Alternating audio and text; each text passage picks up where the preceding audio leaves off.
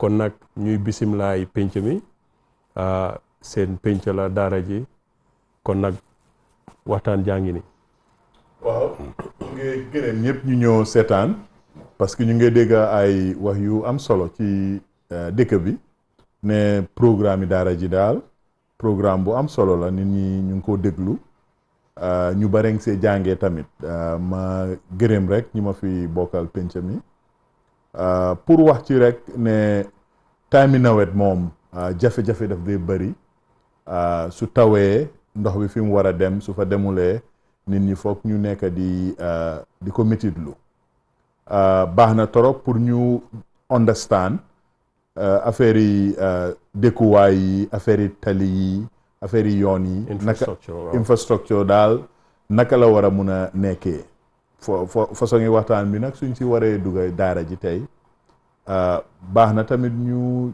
jéem a seet ñan ñoo ko war a saytu ñan ñoo ci war a taxaw pour infrastructure bi mu taxaw ba nga xam ne nit ñi seen dëkkuwaay yi nekk na place yu sella seen njaboot mun nañoo nekk ci biti di foo bokk ci jamono ji daal parce que su fekkee ne yow fi nga dëkk mu ngi taa ak ndox after su tawee pour nga génn fa dafa jafe pour moto ñëw fa dafa jafe so infrastructure daal bokk na ci li nga xam ne moo dee tax ñu ne dëkk mu ngee dem ci kanam wala dëkk mu ngee dox ni mu war a doxee so waxtaan bi foog naa ne waxtaan bu am solo la honorable Sirif jërëjëf ñëw jërëjëf li nga wax am na njëriñ waaye man dama di wax leena te dinaa koy wax saa yu nekk nit su jàngut ci démbam ëllëgam dina nasax lan mooy loolu gis nañ ne suñ dëkkuwaay yu bari suñ gox yu bari dañ sanca door a xalaat ndox fan la war a jaar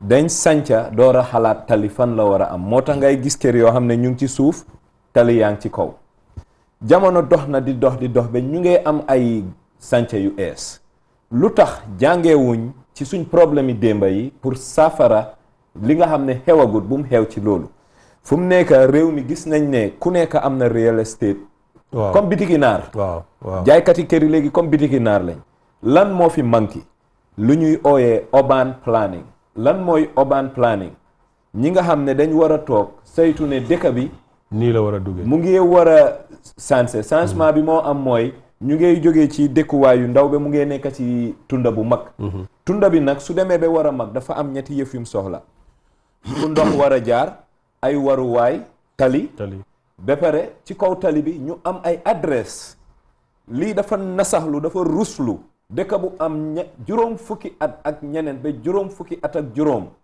su safara amoon tey ci benn gox dañ ko ne ñëwal ci buy bi boo egsee si buy bi xoolal bitiki naar bi xoolal bentenke bële dafa ñaaw lan la wone ñun nasax lañ ay doomu réew loolu lu yomba la si jamono juñ toll te technologie may nañu loo xam ne mu ngi tudda mapping geomapping mun ay satellite mun naa jël xaala koñ yi yépp ñu tuddee leen ay tur kër gu nekk ñu jox la benn ñaareel def nañ fi ñaari yoon census dugga nañ ci kër gu nekk compté lu tax bi ñoo dugga ci compté bi joxuñ kër gu nekk nomba boobu nekk lu faa des lii lu mu wone du nguur gi joxe nañ nomba sax de nomba yaa fa déedéet du nguur gi déedéet nomba boobu du nomba tali serial number pour census waaye waroon nañoo génnee ay tali yi am nomba ñu correspond ko ak post office waaye lan la wone du nguur gi fi nekkoon du nguuri Jawara am na loo xam ne itteeluwu ko fonklu ko mooy yokkute réew mi ak ubbite réew mi te yokkute ak ubbite réew mi mooy indi naataange bi war a tax koom-koomi réew mi dox kon ñun lan lañ war a laaj ñun Gambien yi lan moo ñu jot ban nasax lañ nasax ba li gën a yomba ci dund nit ñun mënuñ koo réglal suñ boppa waaw jërëjëf honorable Sirif di kontaan te ci ñaan yi njëkk a wax gaaral nañ fi kàddu yu dëgër gaaral nañ fi kàddu doomi réew maa ngi njëkk a gërëm seetaankat itam ñi nekk ci dëkk bi ak bitim réew ku ci nekk yaa ngi wax sa xalaat di wax xalaati daara ji comme ni ko waa daara ji day waxee rek ñoom xalaat lañ am waaye ñoom ñi nekk ci biti ñoom ñooy seet xalaat bi xelal ñi ci des soo déggee li almaami wax li ñang wax loolu jiddu réew mu rek ku bugg sa réew mooy wax loolu seet ni mu yaaxoo seet ni mu mel nga ne nañ leen bokk ñu xalaat ñu liggéey ko kooku doomi réew la bon waxoon nañ fi ne ñi jàng dañ toogee boor même boo demee ba nga xam ne sax retire nga bokkal ci ñi di yokk xam-xam parce que at moo la génnee ci liggéey waaye xel génnewut la ci liggéey loolu dëgg la.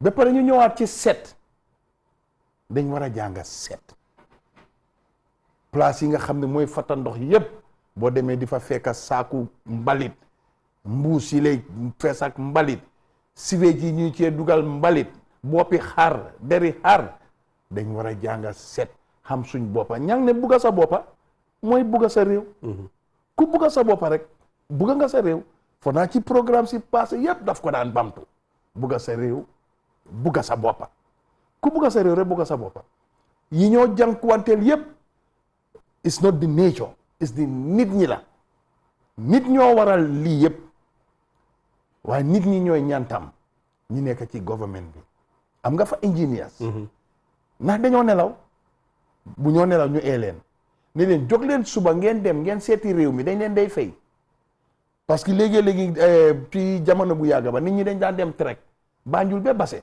pour xam lan mooy dox ci nguur yu ndaw yi ak nguur yu mag yi jokkalante xalaat yi su yàggee rek mu dox soo gisee 1977 ba lampa fayee ñëpp dañ bokk xalaat naka la ñoo isee courant mu ngee ñëw suñ toogee tam xalaat ne léegi pax yëpp ñu ngee fata Churches Town na nga fata Ibo Town na nga fata Banjul a ngi fata yëpp a ngi fata ñi nga xam ne seen moto yi sax ay 2 millions laa jar ndox war koo yaxa rek pour romba dem sa kër bon nit ñi ñëpp dañ war a jóg saytu réew mi waaw ci gàttal ñu jox Charles kon yow nag yaa fi toog yaa fi baxana yu bëri nga sol tey yaay suñ resident engineer bi lan mooy sa perspective infrastructure development inundations yi ñu am nii ak ndox fànna yi ci war a génn bëri na trop waaye loo ci jàngatee.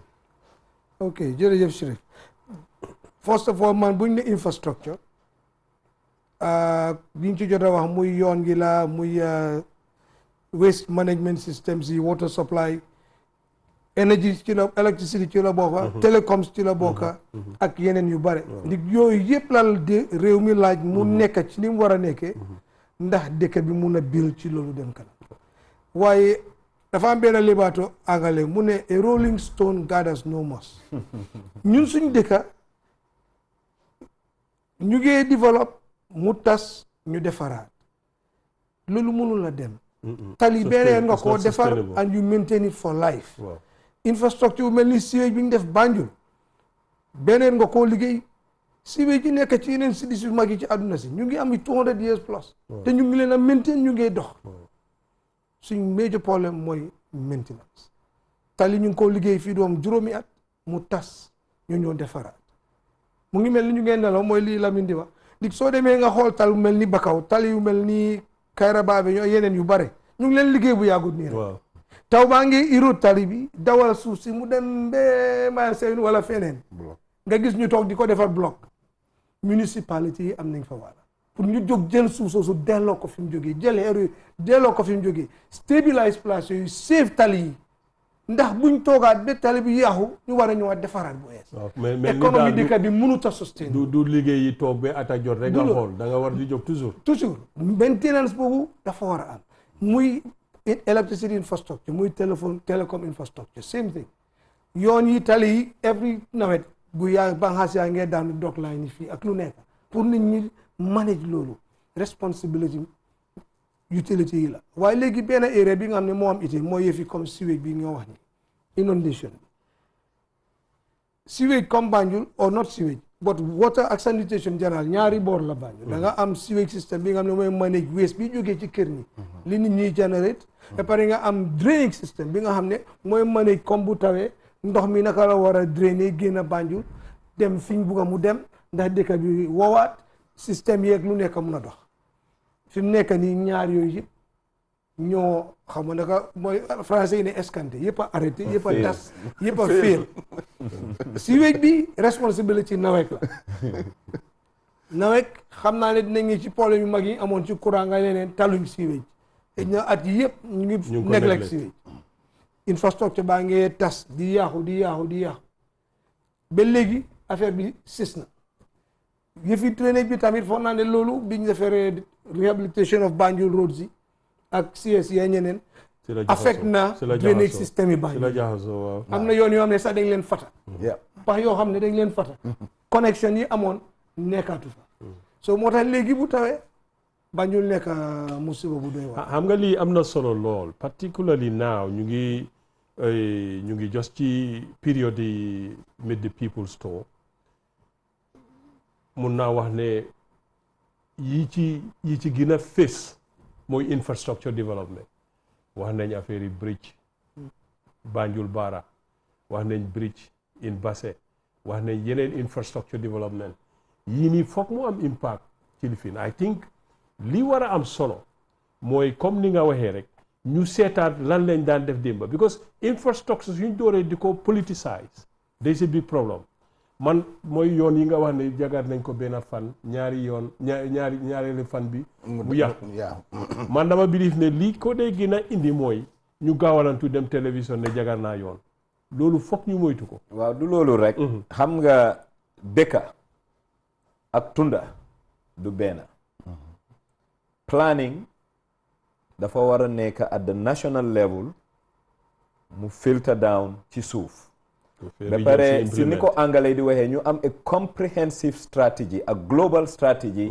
of our infrastructure portfolio from telecom to water to sanitation to road networks bridges you name it waaye loolu pour mu mun a am dañ soxla ay xel yu toog ci kaw ñu ne Wulinkama gannaaw fii bareegul nit de waaye séentu nañ ne in the next 3 years growth bi nii laa nekkee ñu dem nawek ñaata nit ñooy apply mita pour boor bi ñu ne leen nangam ñu delluwaat ca police station ñu seet ñaata nit ñoo register moto ne boor bii lañ dëkkee ñu ne nangam den ñu ñëw taxaw fa ñu def a traffic study ci yooni Potlifin ponda bi ñu seet lu faa génne ñu ne ñun dey fas nañ indi ne in the next 2-3 years fii war nañ fee génnee yoon waaye yoon bi fan la war a connect du yoon rek la ñu xalaat de léegi suñuy génnee yoon fii ndoxi taw bi ni mu daan jaaree du ko jaaraat fan la ndoxi taw boobu di dem ñu sóoraale ko ci waaye li xew Gambia dañ amul comprehensive strategy moo tax wetland bi nit ñaa ngi cee tabax kër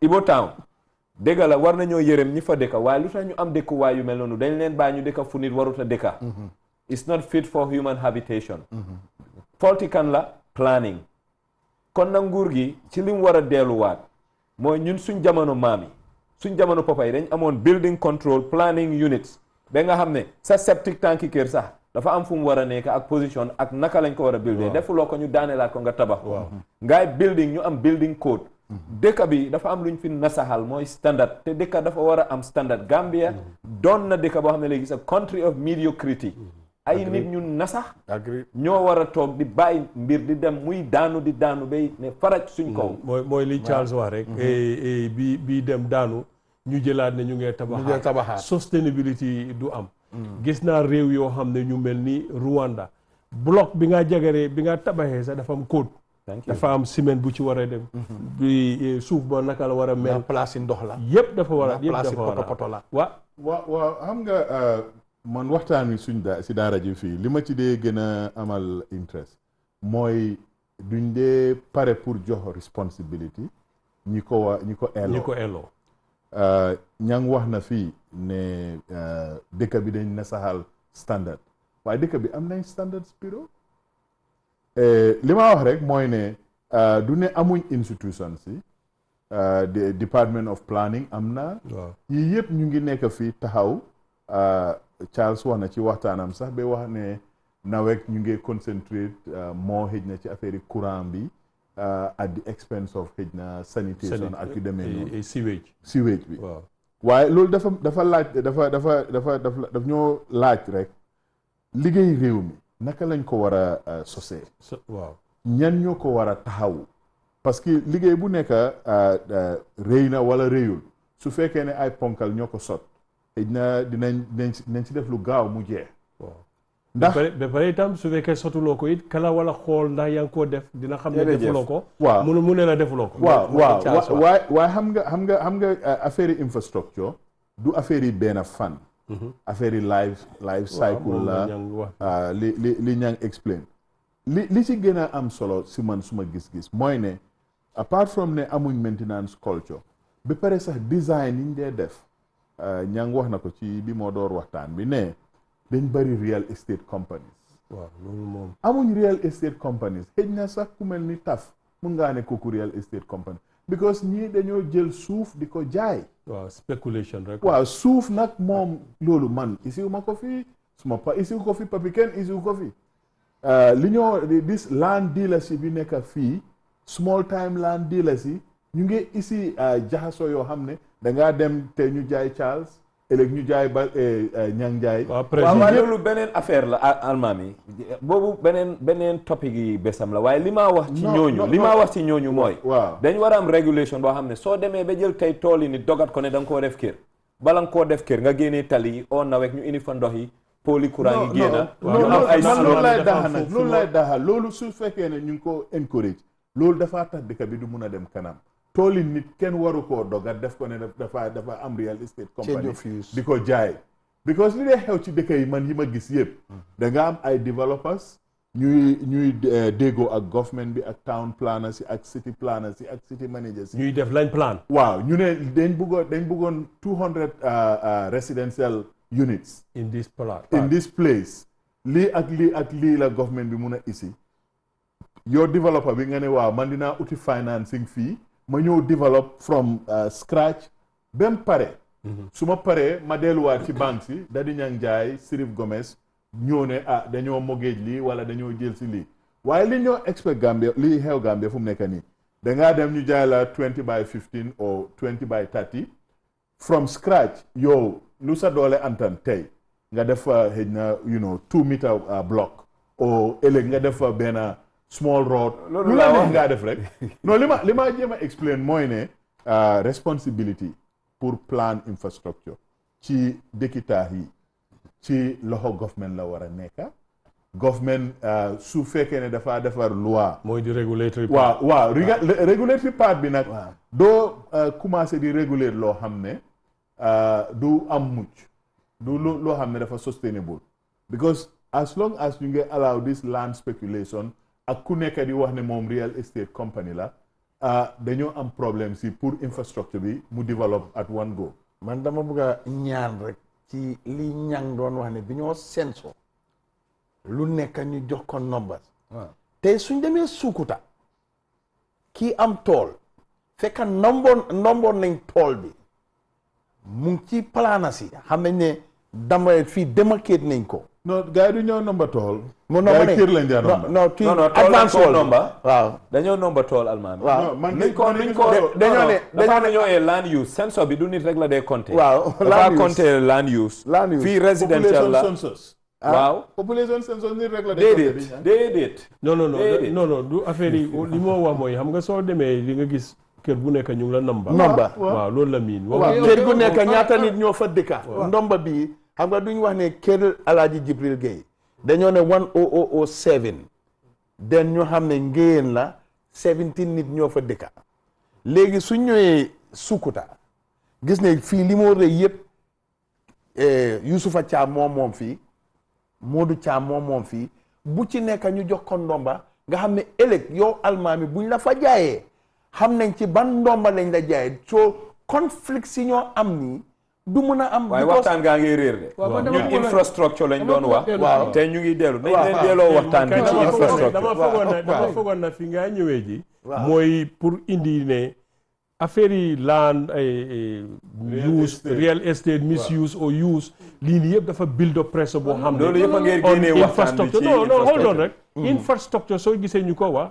lii civil infrastructure la. because soo jëlee néeg sampa ci kaw tali. te dafa yaa ngi impact. waaye su planning amee. waaw dina adresse issue boobu dafa am lu ñu war a waxtaanee ñun Gambien yi mooy ne dëkka dafa am ñoo xam ne dañ ko war a téye nii. mooy lan ñi dénk dëkka bi. waaw loolu la ñi dénk dëkka bi loolu la affaire président rek de gox-goxaani sax.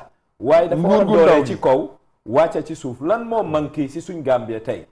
ak comprehensive infrastructure roadmap plan blueprint kan moo war a mun a def loolu it's a cross sectoral approach but Ministry of Infrastructure moo ko war a garder ba pare Gambia dañ moo ko war a nasaxal jiite, urban moo ko war a planning jiite. aw ma fenn fuñ gis ñu ne urban planners leneen la bëgg a contribute ci loolu number one regulation ñan ñoo responsible we must identify li almaami physical planning they are very very scantily capacitized yes how much are the capacity of the people who are running it why physical planning daf daan am qualified people trained in all these things urban planning land use blah blah blah surveying all the different elements nga xam ne xam nañ tuuti ci li war a xam pour mun a manage foofu problème yi li ma wax ni affaire yi développé yi leeg spéculateur yi bugg a jaay land ak kër ak yooyu loolu yëpp warut a am ndig bu physical planning ak land administration di local government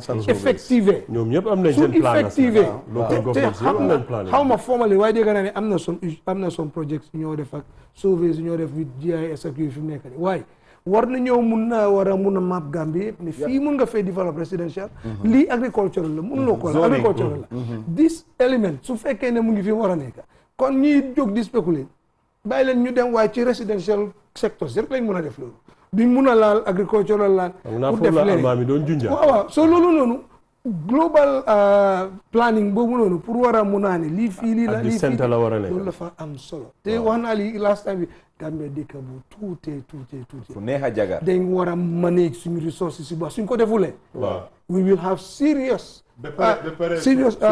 consequences you said fu mel ni Banjul moom was well planned dëgg it was well laid out waaye léegi mu ngi bugg a mel ni warehouse town moom la ba pare unfortunately nga gis the only green spot bi nekk Banjul mooy square bi noonu ak fii KG5 non foofu stadium la mini stadium buñ nangu mu dem de waaye fii li ma la wax noonu foofu on the side towards Allen Street dilapidated buildings few meters from the quadrangle the seat of government nga dem Albion naka la place bi tudda St. Mary's Primary School bi. What's your point? What the point you? My point is ne infrastructure in addition to maintaining it dañ ko dee mun a upgrade dañ ko dee mun a update.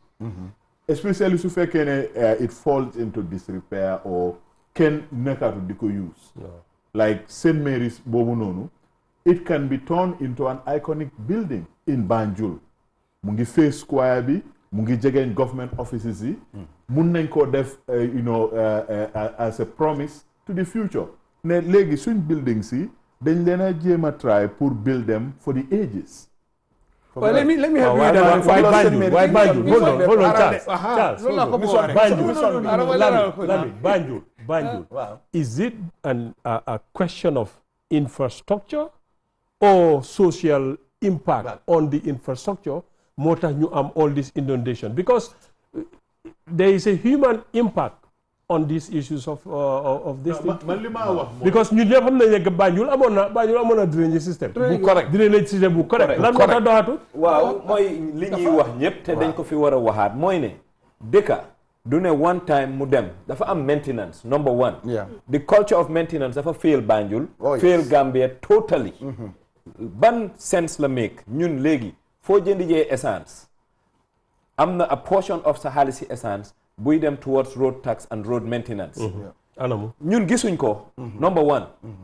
number two back to Banjul bi maa nekk xaleel pa machine dañ fa daan dem su tawee lu taw rëy bum Banjul woowaat konk loolu amatut enforcement dëkk dafa war a am standards and enforcement that standard and enforcement moo dee te nguur waruta am mediocrity nguur dafa war a nekk avant-garde loo xam ne ñun suñ maam yi ñu ne duñ daan nangu nit téye ganaar tubaab yi bi ñoo nekk Banjul juutal ko di dox cycle dañ koo nomba loolu laa wone la nit ñi dañ amoon standard waaye ñun léegi anything goes loolu lañ war a wécci bala ñoo téye kon nag ñu jël break bu ndaw rek suñ ñëwee dugaat ci mbiri Banjul introduce suñ gan kon nag ñu jël break.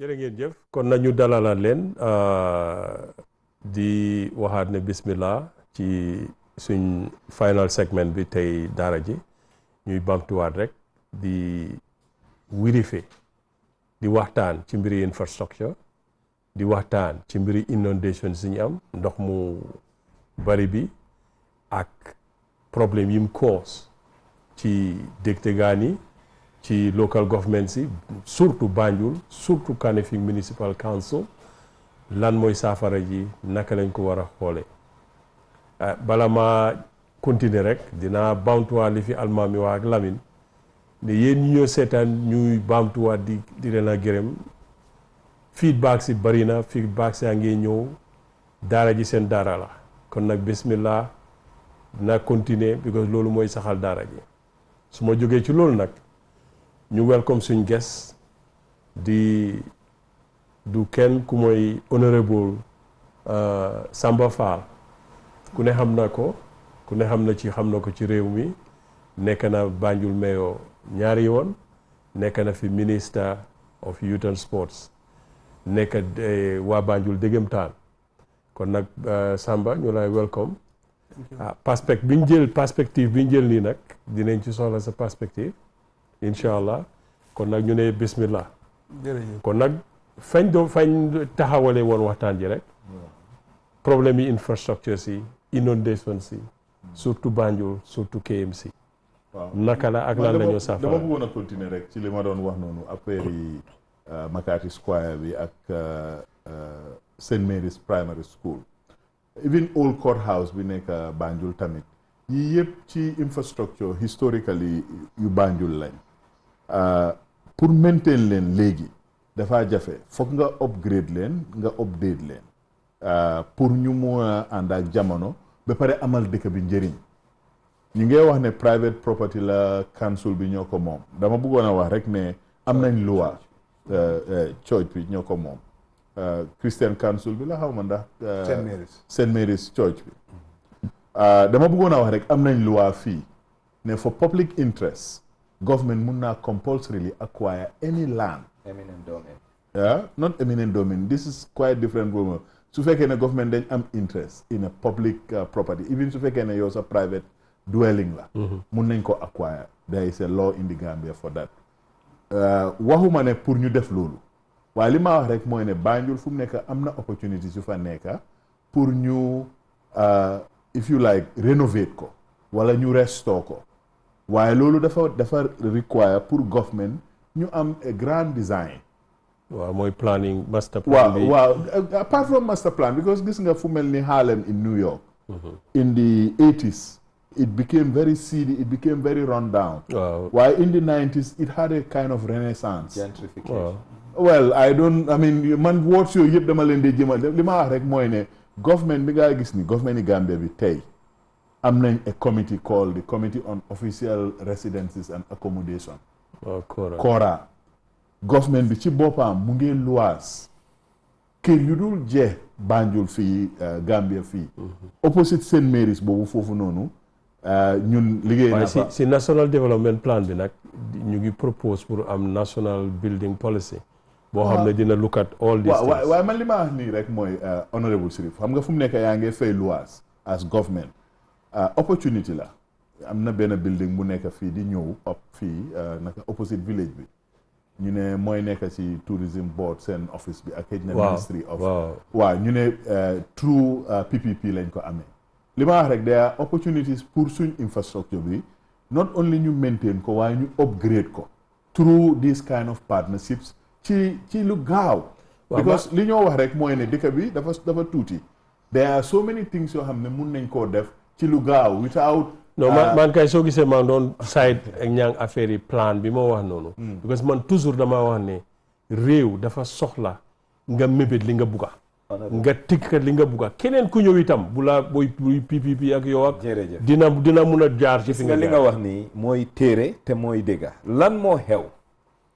bi nguur gi dooree di toxu from Banjul dafa dem helter skelter tànk bi demee nii bii demee nii loolu mooy lan damaa nekk ci benn transaction tey pour lease suma kër ma soxla tampe dem fii Banjul ma jógee fa Jaala Bridge dem fële ñu tampewaat ko ma ñëwaat Banjul ñu tampewaat ko ma ñëwaat Kombo ci benn kayit loolu lan la miin nguur dafa war a am area administrative area foo xam ne it's sort of a one stop shop pour liñ soxla yëpp concept bi quadrangle waaye loolu lan moo tax amatut Gambia foresight visibility ak planning tey soo rombee boori stadium government office bu nekk mu ngi am space foofu classic example Ministry of Interior mu ngi ren ci boori bridge bu ndaw bi Kotu waaw Interior office lifin immigration a nga Banjul police a nga Banjul ñii ñu ngi fii dafa méegul sense waaye loolu yëpp lan noo tax muy am amuñ a comprehensive infrastructure plan Sénégal tey su fa demee city Jamñaajo bu ees bi luy doxal nguur yëpp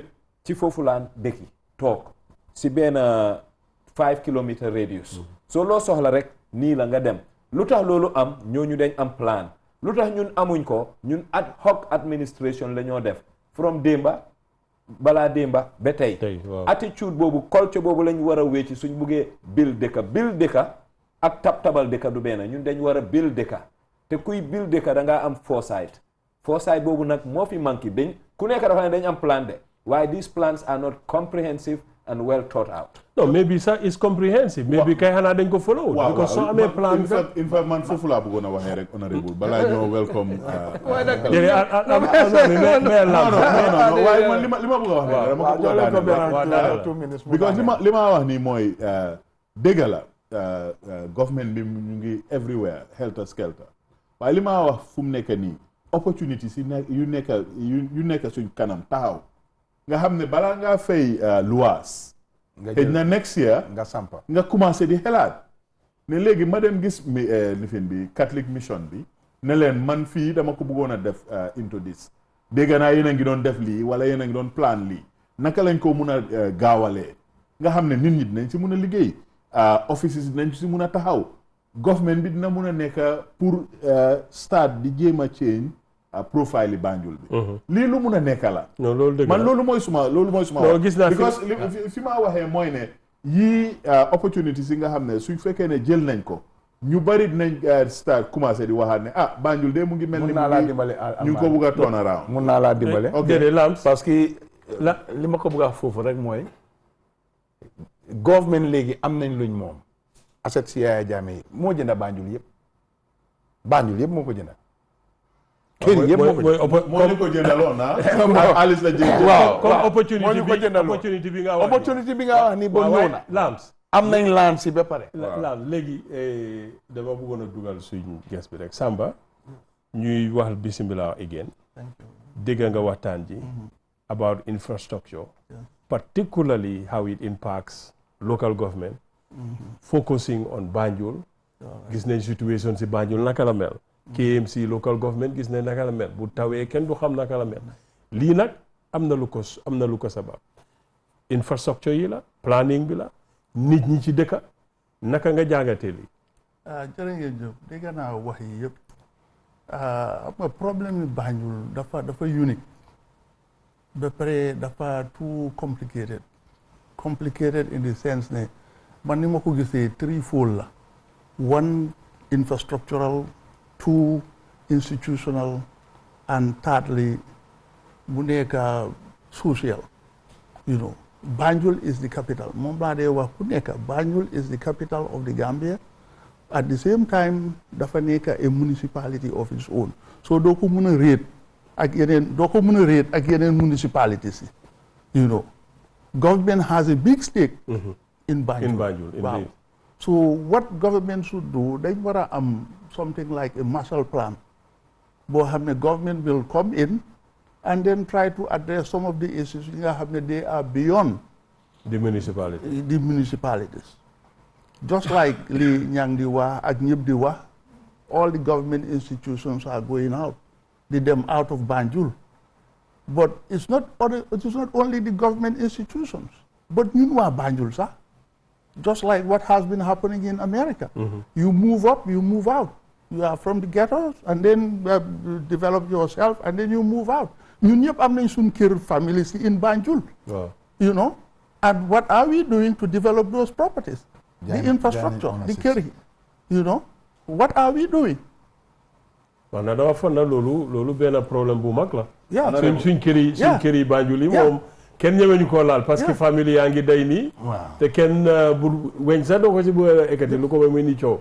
kay parce que Banjul kër yi ni ko mais waxee suñ kër yaa ngi fa waaye am na kër yu fa nekkaatut comme li almaami wax li ci ëpp yëpp magasin na léegi ba pare def ko sax ci place yu xat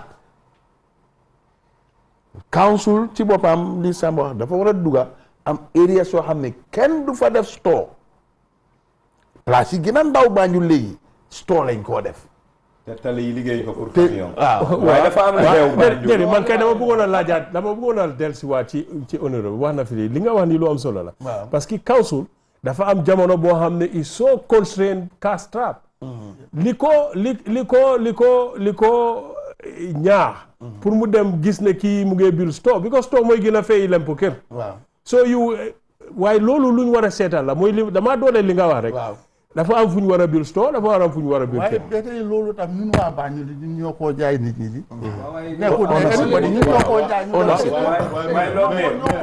loolu mais dafa am lu indi loolu te loolu Yeah. dañ suñ ko acceptut Yeah. duñ mun a saafara problème yi Banjul Waaw. dëkka dafa war a am space for growth Yeah. mooy ne Banjul fu mu nekk toolu na ci 7 to 10 generations meaning layers yi waaw. layers of generation yi fa ñëw so amuñ space pour expand amuñ space pour expand moo tax famille yu bari jaala bridge bi waaye jaala bridge may ma ñëw jaala bridge bi taxut nga waaw toppatoo may ma sa ma kër ñëw gi may nga ma ma bàyyi ñëw foofu. dafa loolu dafa Yeah. turn to communal properties rather than private properties Yes. so léegi Banjul dafa am a unique problem boo xam ne lack of space for expansion moo ko indil desertification Banjul Let léegi desert me come in now. dama bëgg a ñëw xool wax bi di nga is good ñu ngee delve into Banjul dañ gën a xool li tuuti rek raise na issues yu important about Banjul raise nga issues yu important léegi identifying municipality am na rôle social nit ñi am nañ rôle government bi Gambia nekk capital am na rôle waaye léegi man dama foog ne government moo war a create an environment boo xam ne dafa tax yow yaak man ñu gis value ci suñ kër yooyu loolu laa waroon non non ñu gis value ci suñ kër yi institutional waaw ñun dañ la dog rek waaw ñun dañ la dog I was coming to that. waaw léegi The institution. li kii li moo rees tey soo bëggee develop Banjul government bi create na environment di nga ne Banjul léegi value property baax na invest in Banjul am na solo am na solo. léegi government bi war naa indi regulation si wax ne sa property soo ko bëggee develop in Banjul. mun nga faa def store de waaye foog mu am residence so foog ngi de soo buildee ground floor store da nga war a def nga 2 wéy floors ci of kaw. residence ci kaw so that nit ñi dinañ mun a continuer di dëkk Banjul ba pare nga create incentive boo xam ne di nga ne soo buildee ñaari residence instead of benn bu sax dinaa la jox tax break for so many number of years doo fay lii ak lii ak lii but you have to government bi municipality bi create an environment bu attractive pour waa Banjul lu génn ñëwaat invest fa keneen ñëwaat man nag dama jàppoon ne dama jàppoon ne deliberate policy moo amoon pour gentaloo Banjul rek because Banjul dañ ko joxe woon gannaaw léegi nag I believe ne we like Almami keep saying am nañ opportunity this is our first 5 years after what had happened yii mooy yi ñu war a jox yi ñu war a jox bopp comme Almami and all of you ñun ñëpp xam nañ this concept of ultravirus ne you have a responsibility to carry soo demee outside the responsibility loo fa def yaa fa fekk sa bopp. waaw ba pare Government, man sax xam nga. dama bëggoon a laajte rek. Waaw. yow yaa ngi wax affaire yi Marshall Plan. Waaw. façon yooyu loolu rek mooy mun a génnee dëkk bi ci lim nekk nii. Marshall Plan bi soo ko déggee was for Europe. ñun fii xëy na dañ war a xelaat naka la ñoo corporatiser Banjul.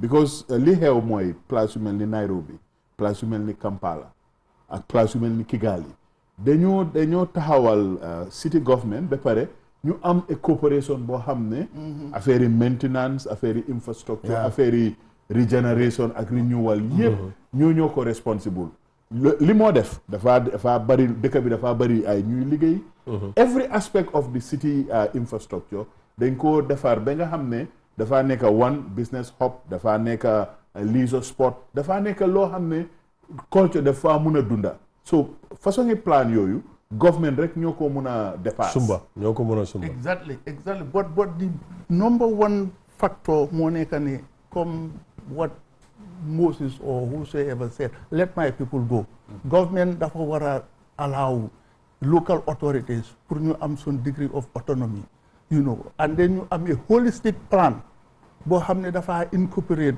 local authorities. soo waxee autonomie boobu lan nga mënuma cee autonomie bi non hold on autonomie dafa depend lan la miin si what autonomie right now, for example, when it comes to Banjul, ñu bari xamuñ. The mayor is a toothless bulldog. Well, as much as the mayor is a toothless bulldog, Yeah. the little powers that the mayors had, they gave it to the president before. No, So, what powers? no,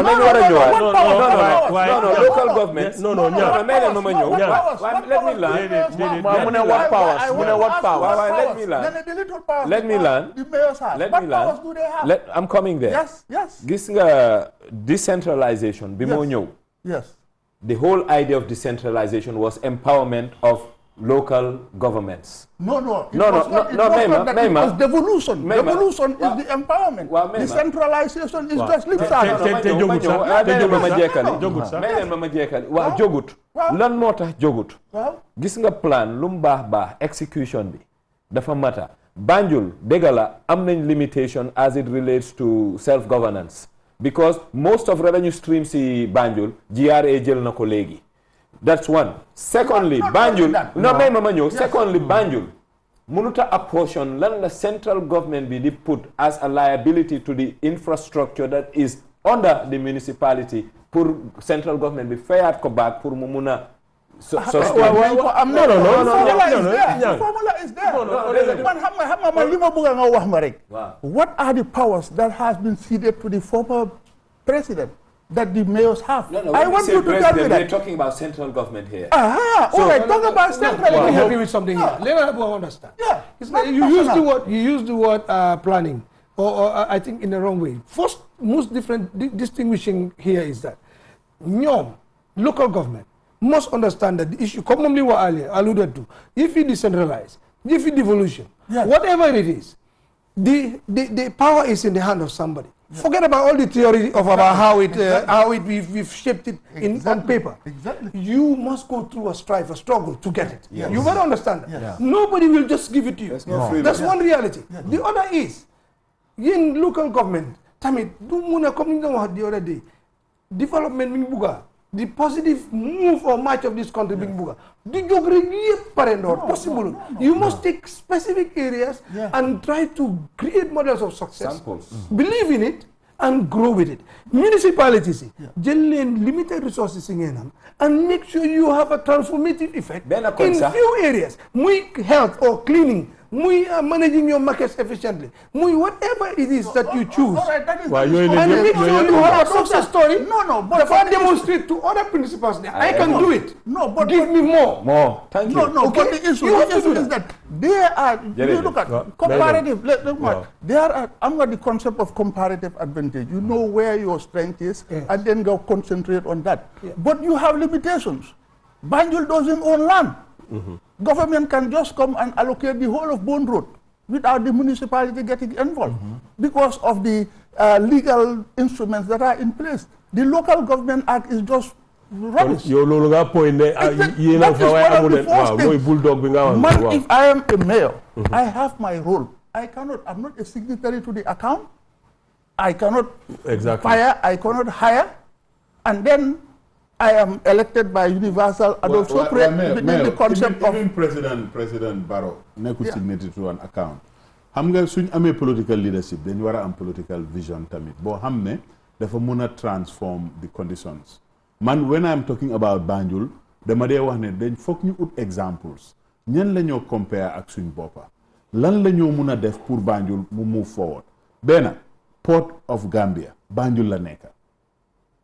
Central Bank of Gambia, Banjul la nekka. What are you contributing? No. To the development of Banjul? No. It's not a competition. No. Li ma bëgg a explain rek. Mooy ne these are very, very active pillars of the Gambian economy. Yes. Consequently, they have a responsibility to invest in the activities, the economic activities that attain to that. Wow, but Almabi, how does that come to the local government? Local government. No, it's not a question of coming to the local government. No, the point I'm making, the central government has an overriding responsibility because this is its seat of activity. That's my point. The issue is the government has a policy. Hidden policy.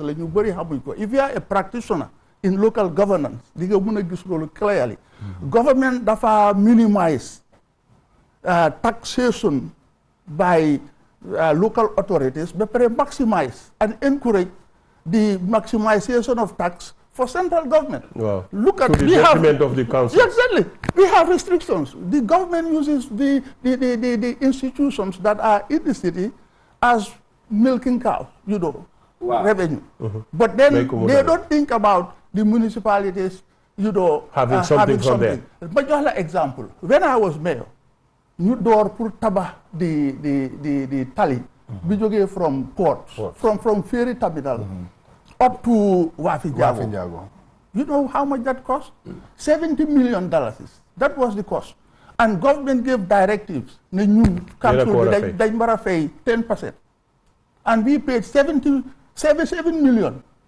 And then ports has to pay, I think, 50% also. And then 50%. Central government pays 40%. $7 million from our mega resources. By then, $7 million to pay on the gun works. By that time, I'm on a project. Like that. $200 million project. Of course. But so you check some comparative cost. Exactly. So government, the institutions, you have the government institutions, they pay, biñ ko dee nangu suñ waxee sax ne léegi dañoo jéem a raise taxes. Finance the no. Well, loolu was in the past. Dama bëgg ñu ewu ci current dispensation. No, but before we go to the we have to know what the problem is. dama bëgg ñu teg waxtaan bi tuuti rek. dama bëgg a laajaat honorable mayor because sa perspective dafa baax ñu ngi ci mbiri taw yi. dama bëgg a delloo si waat wax bi ci ndox yi ak inondation si. lan naka ngeen jàngate woon naka ngeen gisee woon this challenge naka ngeen ko doon adressé because lii dafa am solo ñiñ fi am léegi ñu toog muy suñ Lord Mayor Banjul Lord Mayor KMC ak seen council dee ñu dinañ ñiir xalaat yu màcc ak xalaat yoo xam ne dina leen jox idea infrastructural collapse loolu moo xew ba pare comme li ñu wax maa ngi leen doon déglu li nga wax ne négligence over a period of time ñun ñëpp waa Banjul xaleel yaa dañ daan di daw ci ron pax yi nga gis yëpp nga gis jën dang daan nappa foofu sax because the system was functional ñang wax na ko ne ñun bi nekkee xaleel dañ daan dem di foyi ak yooyu di nappi crab ak yooyu secondly li xew léegi moo nekk ne we have all moved out suñ kër yi ay outsiders ñoo fa ñëw xëy na ñun liñ doon di seet nekku fa the purpose of creating the sewage system in Banjul was to address the problem. Original sewage system. Well, no, not the drainage. You have the drainage. Okay. Sewage, but in the sewage system, that was why after the Bing Jaffe sewage system, you condemn all the public standpipes in Banjul. Before Lulu, for people am tap. While it happened more, the sewage system dafa ñëw pour address loolu. waaw mooy fi ñu jógee ci poti kama ñëw ci waaw. ba pare ñu ne kër gu nekk for the system to be operational da nga war a am pompe sa biir kër. then ba pare soo fóotee nga dem fuuf ko si toilette bi pour floss mu dimbale pour mu su fekkee ne da nga dem sax nga waasal fi def sa ndox mu ndox anything that is liquid nga dugal ko fa. waaye ñun lan la ñoo def ñu ñooy waas ñooy fóot ñooy jël yëpp sotti ko si pax yi. ba pare xamuñ that concept ne pax bi seebare xar yi su Tabaski jotee ak beri xar yi xamuñ ne pax bi is for just for storm water drainage during the rainy season. ba pare nga gis lu kat nga dem gannaaw Gambia High School nga dem boori ports KG5 nga dem si yenn pax yi nga gis ñaxang faa sax ñax ay guy ak yooyu. That means to say that the institutions, the council is not taking its responsibility. And then it is not addressing it to the people. benn ingénieur mu ngi fi toog maanaam nga man su ma dee wax man dama dee attaque gars yi parce que ñi jànga ñooy ñi am xam-xam parce que Banjul ci jamono tubaab yi dafa am di upstream and the downstream bi ñoo liggéey pax yi man gisuma ci benn pax bu slope yëpp dañ flat comme yëpp dañ flat because su slope woon tuuti nga am gravity lu fa nekk di nga am force luy puus ak yooyu noonu dara du stagnant waaye ñu ñëwaat ci suuf yi ñoo wax lool ñiy sampa kër yi ñuy alaaw suuf si di dugg ci di cooke ci drainage yi Yes. ci manhole si That is the social. so engineer si nga xam ne mooy li nga doon wax pour di dem round di seet manhole si maintenance yaa ngi ko doon wax luñ maintenance su rek bu yàggee mu isi la beneen gàllankoor waaye yéen comme loolu yéen bi ngeen fa nekkee di ngeen daan daan gis nga dañ ko daan di génnee. waaw di ngeen daan dem ci culvert si di ibi ndox mi mun a daw Just like you said here, it's not warut a nekk loo xam ne ba pare ma am benn laajte tam si nga ko war a dafa war a continue waaw wax nañ ko fi ma am benn laajte boo xam ne moom laay daanelee ci yooya Charles lan moo isi woon big drain si because yu ndaw yëpp dem nañ diversions la yii ñu close yii ñu concrete doxatuñ big drain si fees nañ mooy li nga bay def ba lan mooy woon njëriñi big drain si bi nekk Rankin Grand Street Combo Street Hill Street Cotton lu nekk rek am na njëriñ. because xam nga yooyu léegi yëpp collection point la woon. connection yooyu léegi yëpp collection point la woon. waaw connection point How many of you kañ ngeen géej Banjul go to Lasowaaf nga dem gannaaw Lasowaaf. non Not non only that, there is a warehouse. Gis nga fi nga xam ne foofu la pax mi daan di fi pax mi daan di daw noonu. Leen boobu noonu. lii ko There was a seen seen boori kër boobu. honorable Benn store bu rëy. honorable man damaa wax dara toujours almaa bi meyal ñaag rek meyal ñaag rek damaa wax dara toujours Gambia in general dafa am lu ñoo ooyee leadership deficit Banjul in particular dafa am leadership crisis and in life you don't have what you deserve but you have what you negotiate over a period over 35 years coming down we have seen the degradation of the quality of life in Banjul nañ waxante dëgg entire Gambia And kay good responsibility. waaw ma ñëw rek ma ñëw ma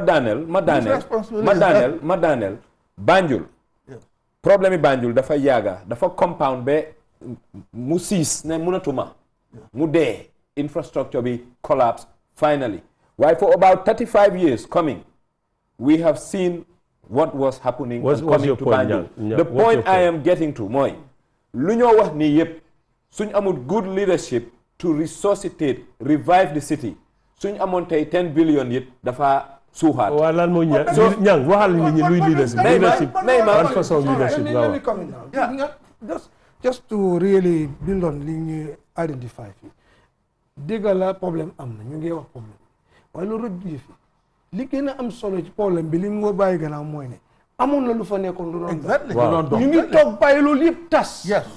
muy organisation bi operations yi systems yooyu ak an accountable process buy ensure ne municipal mu ngi dugal ci budget am li nga xam ne dafa war a dem pour clean Banjul waaw. spray Banjul balaa yooyu bare ak loolu yëpp anamu fa ndox bi di tuuroo kenn sampu fa di exactly holding the municipality responsible Yes, pour li mu war a def secondly public health system bi nga xam ne moo daan toppatoo di make sure ne suñ ñëwee sa bunti kër gi sa pax mu ngi tile ñu jël la yóbbu la mooy bon a fel nga war a fay Papa ñu fay la Ramadan. pour lu tax sa bunti kër nga because soo responsible sa kana war a mun a responsible sa bunti almaa mi you were saying something Well, man, I'm saying two things.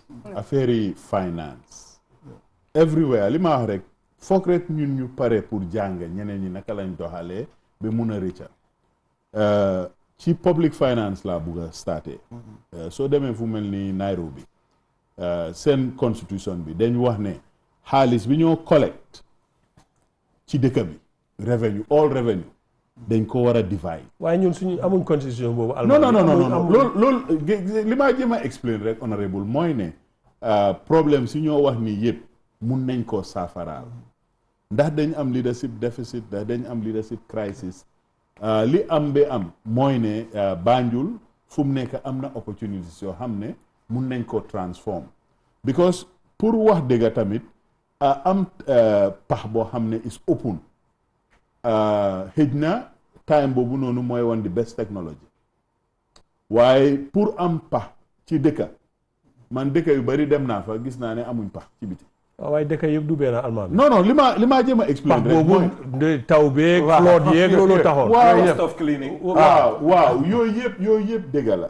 li nga wax ni dëkk yi duñ benn waaye li ma wax mooy ne mënuñoo dellu gannaaw foog ñu dem ci kanam te su ñoo dem ci kanam dafa am yoo xam ne yu bari ci loi lañ ko war a teg ne nii la war a demee li ma doon njëkkaa wax mooy ne foog ñu corporatize li miin mooy ne dañ koo yóbbu comme a going concern honorable mayor former minister wax na fi ne Gamworks su fekkoon ne ñoom dugaloon nañ seen 7 million boobu nañ am $200 million si projet xam nga maa ngi fi doon affaire yi public private partnership yii ñooy opportunities yi nga xam ne ñun Gambie su fekkee ne dañ bëgg a am infrastructure bu ees boo xam ne dafa resilient dafa nekk fii dafay nekk ba faw dañoo jéem a seet ne dëgg la pax yoo nekkoon Banjul dañ setoon ñun dañ si daan foo yooyu yëpp a ngi fa woon waaye léegi si suñ gis-gis su fekkee ne yaa ngi am open drains the main problem mooy ne dafa bari suuf dafa bari all kinds of things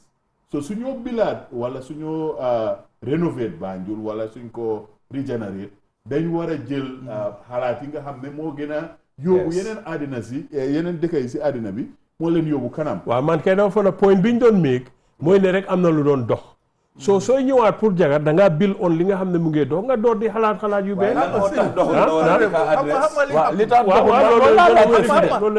the issue is all these things li ñoo wax yëpp they are not new things yii yëpp happen na fi about open drains is obsolete now he is my witness moom mu ngi nekk Banjul all the time gis nga lu ko dookee primate Allen Street ñëw ba St. Augustine's pax boobu noonu dañ ko covoon yëpp dañ ko covoon yëpp through Gamworks I was there but what happened the people just woke up one day and then this slabs yëpp dugal ko si seen biir kër yi so pour dox ci ndik te seen kër yaa ngi fleur waaye no that's not normal no it's not normal I'm not justifying waaye dafa am xew te dañ ko war a wax dama nekk xaleel mu am service bu ñoon ooyee cleansing service dama nekk xaleel xam nga dañoo wax ne leadership mooy feebari Banjul te dañ ko war a adresse dama nekk xaleel ñu am lu ñoo ooyee cleansing service bu Banjul ñu outsource ko muy di generate lan city bi quality of life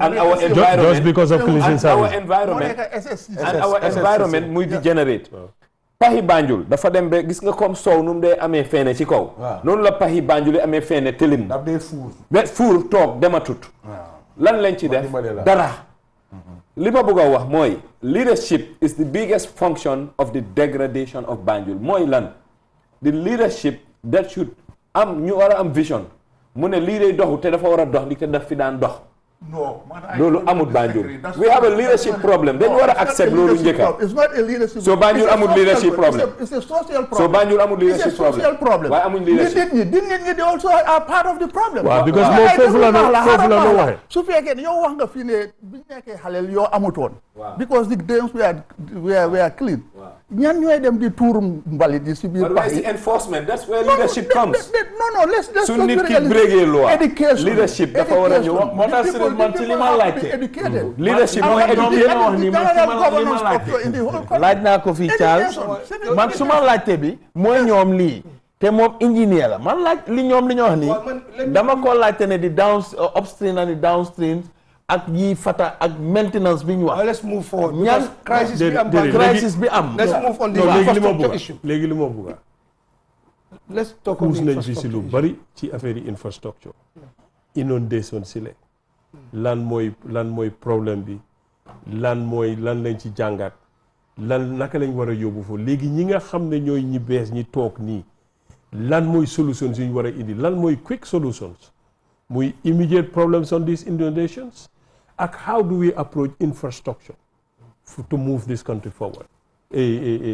Lord Mayor, I'll come to you last. Ñang dinaa tëjee suma wax tey ci lu gàtta dëkka dafa war a am vision fan lañ bugg a aaga soo amee loolu naka lañ faa aagee ñetteel bi ñan ñooñu faa yóbbu kon nag ñun suñ infrastructure bi problème bi mu am te mu nekk loo xam ne dafa immediate ci dëkka bi mooy ne dara doxut as it relates to public infrastructure roads sewage ak drains therefore dañ war a dellu back to the drawing board ñi mun ñu jox leen but loolu pour mu am dañ soxla a captain on the top with good leadership credentials. waaye gaal benn captain ban Wow, we are talking about municipalities now. municipality level. We're talking about municipalities. I'm saying, ne, Gele-gele we bi have ak a apprenti. leadership deficit. Te loolu gele-gele bi driver bi ak ma apprenti tëjee suma wax fii rek dañ am a leadership deficit, which in turn has created a leadership crisis, and this crisis has brought our public infrastructure to stand still.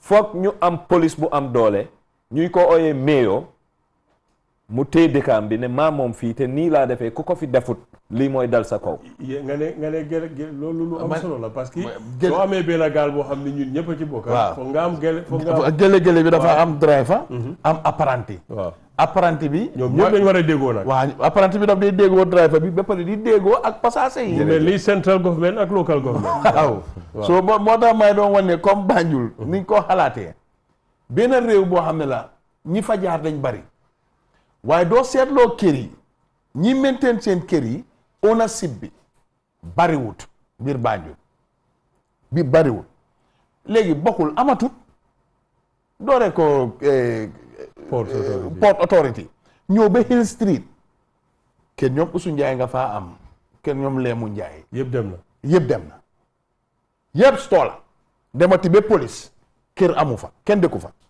nga ñëw liimaan nga xam ne sax tubaab yi liimaan lañ gënoon a jagar ñun ñëpp fa lañ munee football waaw fa lañ dafa defee tennis ak yooyu health center ba.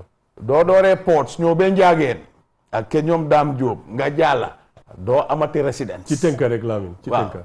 léegi ana ñi nga xam ne ñooy saytu Banjul Banjul nag dafa am li ñu wax li ñu wax ne buur mooy buur Banjul moo amee caabi ji moo laa ibil moo laa tëj moom dafa war a am team boo xam ne comme ni Botafel meloon suñ xëyee suba dañ leen day fay ingénieur bi dañ koo fay ñeneen ñi dañ leen a fay ñuy wóor di seet Banjul ba pare Banjul dañ ko daan clean samedi bu nekka ak dimanche bu nekka ñu war a di clean Banjul waaye téye brosse rek naan cus génnee ñetti kayit sànni ci moto bi tracteur amut Banjul pour collect waste.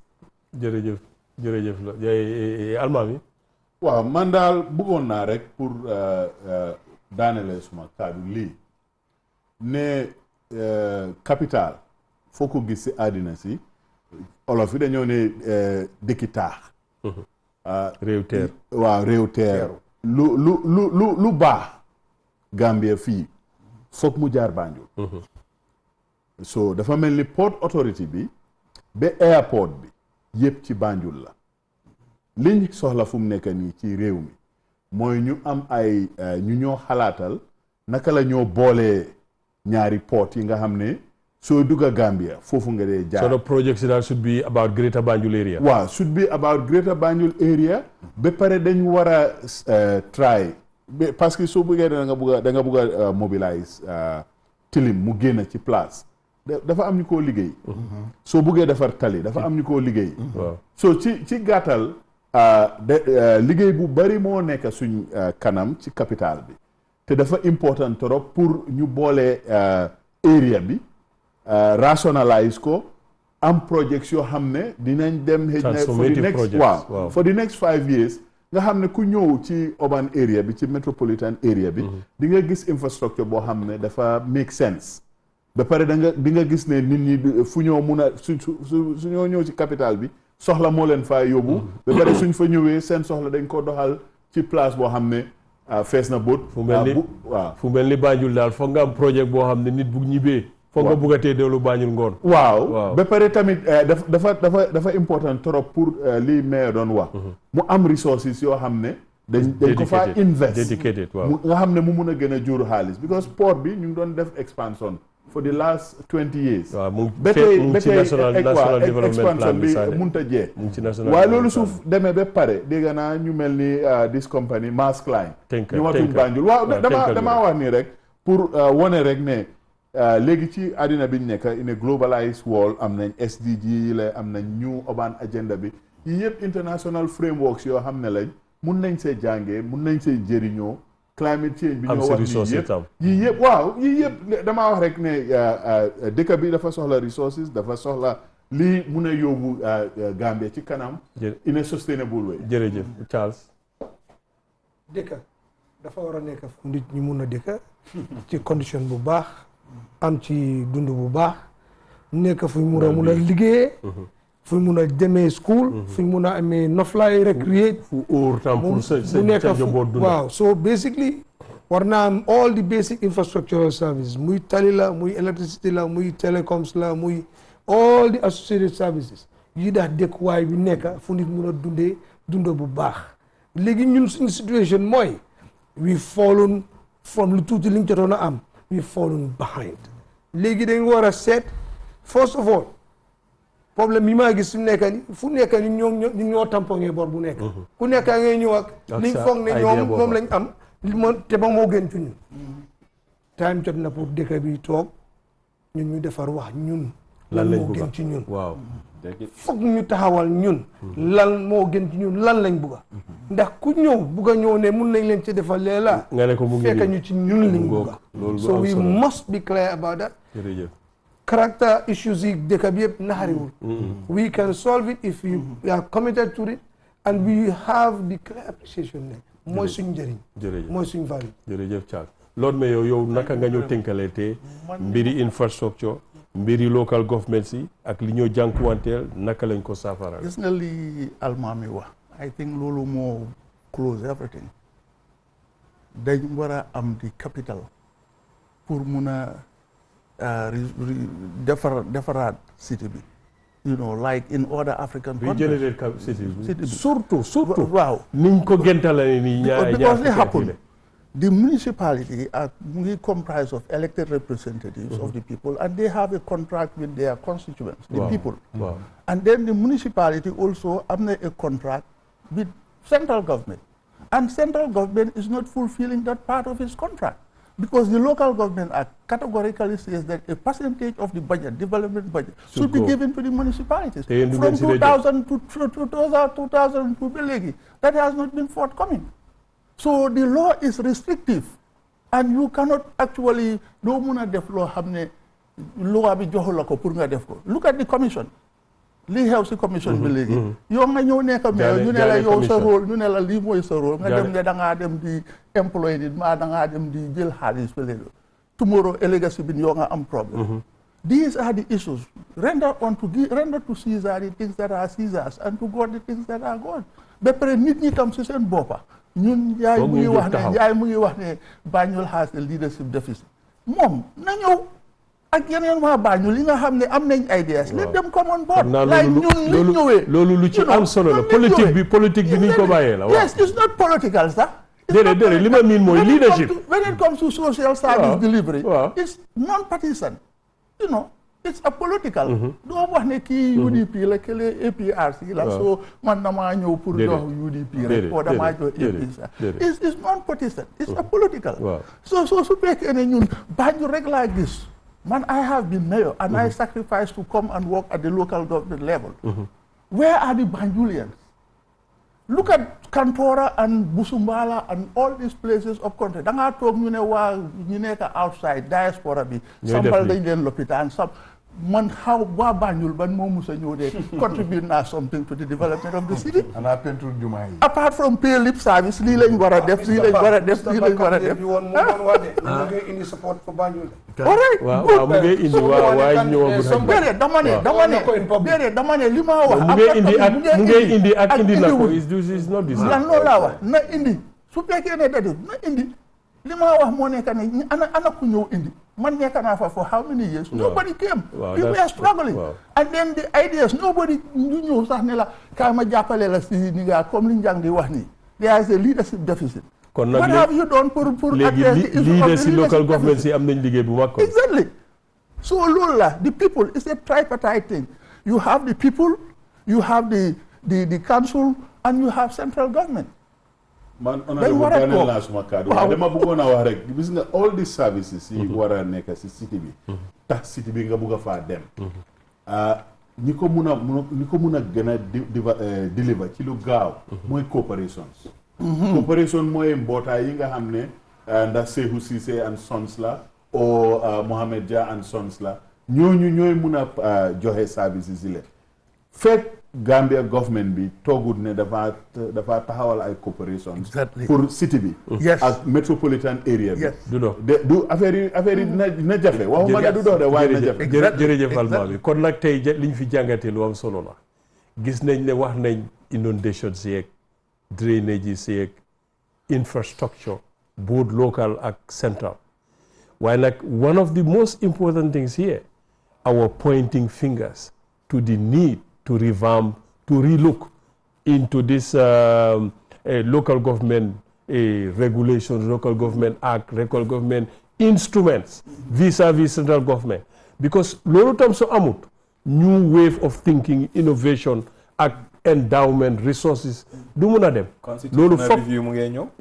waaw I hope ne dina laal ci loolu leen li ni yëpp lu ñu war a tënk la kon nag ñuy jox dijee ba beneen yoon dina naa wax jërëjëf di jaajëfati suñ gan gi di ko wax jërëjëf ci lim doxantu ci si dara ji tey kon nag ñu ne yéen itam ñiy seetaan jërë ngeen jëf bu leen fàtte nag programme bi itam ñu ngi bugga nañ mu sustainable koo xam ne believe nga ne am nga sponsorship te mun nga sponsor programme bi ñu ngi lay wax bismillah dinañ la déglu dinañ waxtaan ñu seet naka la ñoo defee this programme sustainable seen daara ji la programme yi nit ñi programme yi xel ak xelaat programme yi déglu ak dégluwante ñuy jox dég dijee ba next week incha allah jërë ngeen jëf